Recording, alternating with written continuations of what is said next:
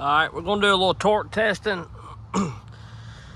with the 572, the 462, and both of the 400s just to play around. I'm going to do it on that log that's kind of hid right there. I'm going to move that junk out of the way. And here we go. Here we go, baby. Yeah. Need to get up here and do something with this wood. It's getting kind of crazy.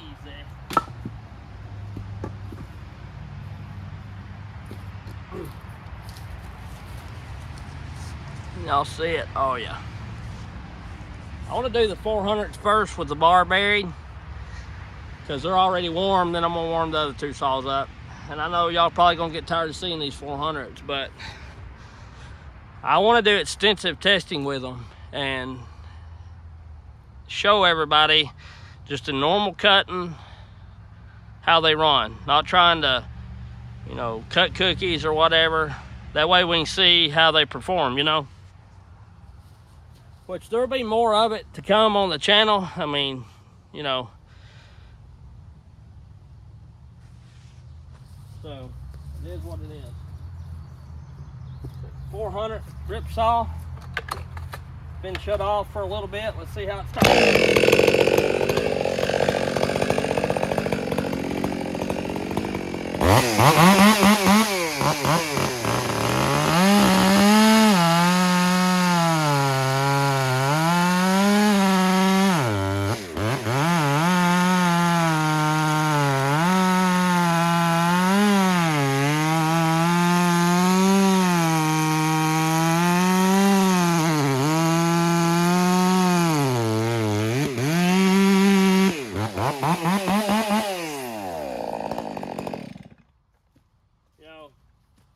It gets a little boggy down low.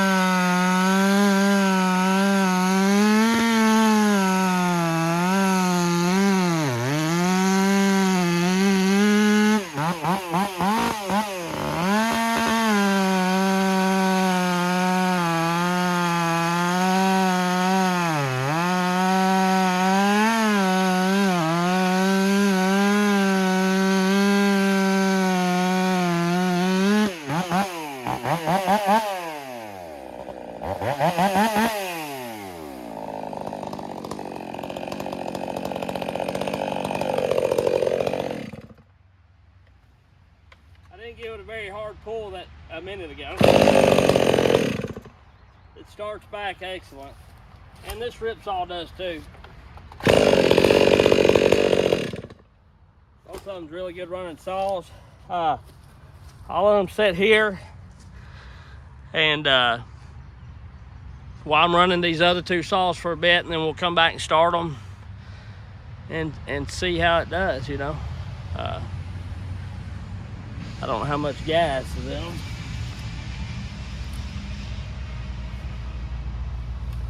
Both of them was full when we started.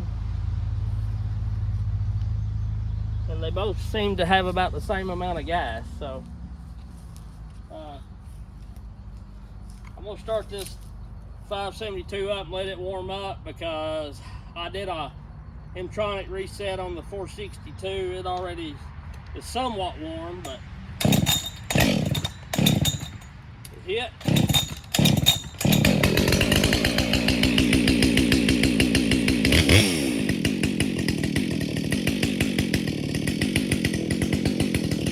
Hard on these saws, I think, because they sit in the cool garage, and I don't know this to be a fact, and then I come out here in the hot, and it takes them a minute.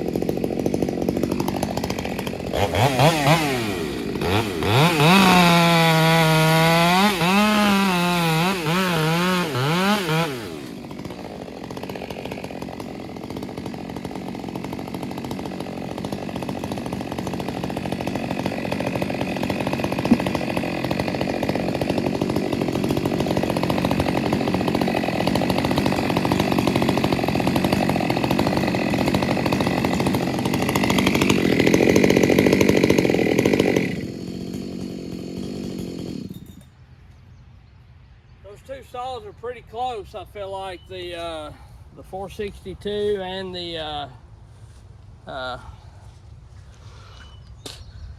572, honestly, you know, I feel like they are, no doubt about it. They feel like good saws. I feel like the 572's got a little more chain speed, and the 462's got a little more torque. And I may be wrong about that. That's just the way it feels to me. The STIHLs, to me, feel like they got more low-end grunt. Don't mean they're necessarily going to cut faster, but they don't get bound up as bad, I guess. Which they'll hunker down and go after they get there. And another thing that's killing the 572 is these West Coast clutch covers really do help with the chip, the chip exiting the side cover. The Husqvarna one tends to get bound up fairly easy, but I think Gordy's coming out with some of those clutch covers for the Husqvarna. We'll see. I'm having a pretty good time doing this. I like, ripping the wood down. I need to rip it down anyway. Or split it down, so it helps me out. And like I say, I like showcasing the saw kind of in the way that they're going to be doing. You know what I mean? Like, it is what it is.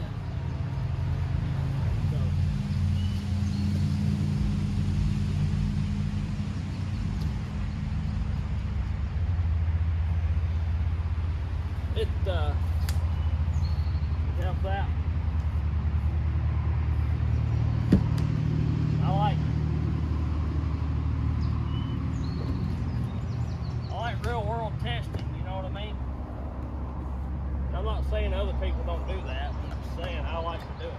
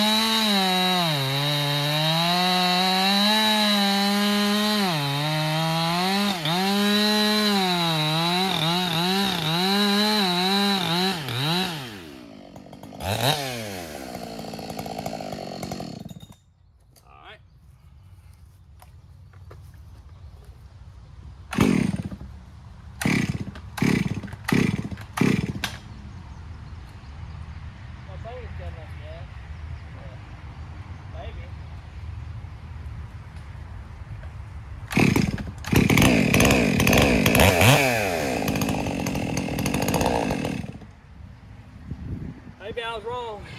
They both need gas, maybe. This one does anyway. Hell yeah, it's easy. Shit.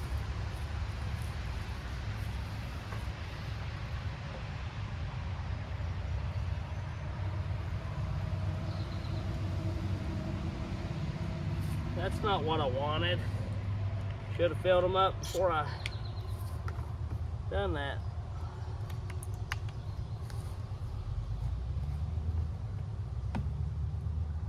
I reckon. Shoulda, coulda, woulda. That one was hot.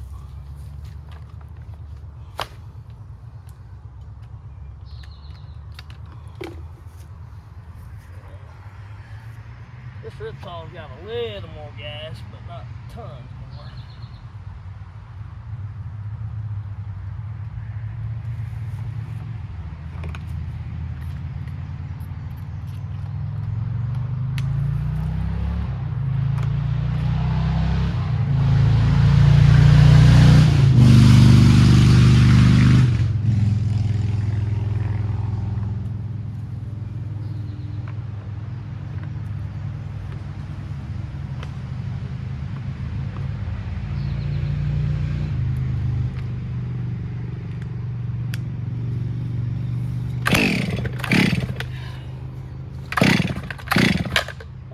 same to the rip saw. They sit there too long is what they've done.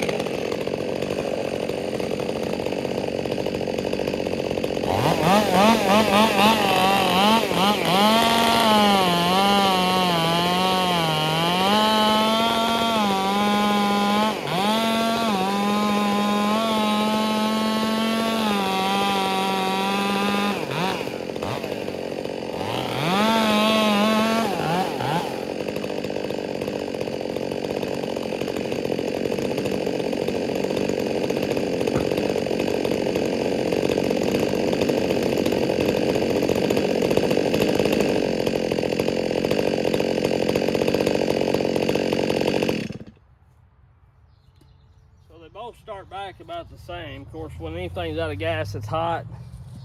Even stock saws, these M-tronics, you know, they're harder to start than normal. All in all, good saw.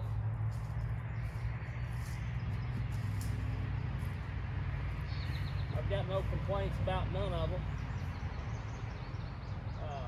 Really. They all seem to be good saws. I mean, you know, it is what it is.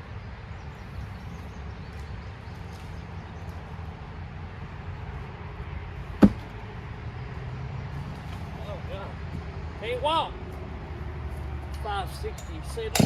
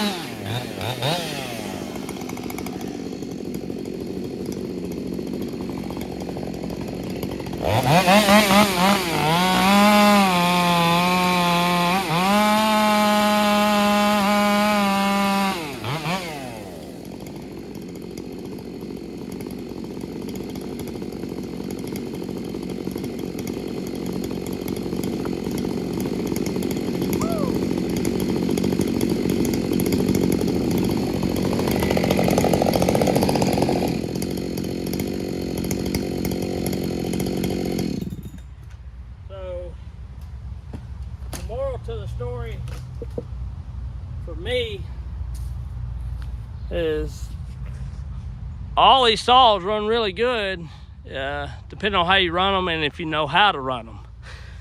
You know what I'm saying? Check it now.